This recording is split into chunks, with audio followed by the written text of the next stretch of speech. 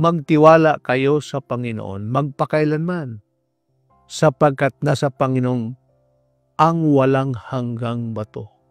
Dito sa ating binasang mababaw na salin ay walang hanggang bukal na kapayapaan. Nasa Panginoon, Jesus, ang kapayapaan. Sapagkat sinasabi nga po sa ibang sulat ni Propeta Isaias, nang ang Panginoong Jesus ay magkatawang tao, ang isa sa titulo niya ay Pangulo ng Kapayapaan. Kaya sa very familiar verse in the Bible,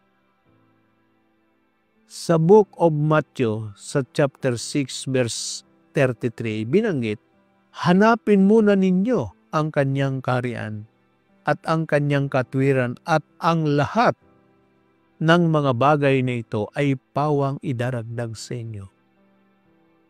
Lahat ng bagay na kailangan mo para maging masaya ang iyong buhay, ibibigay sa iyo ni Jesus.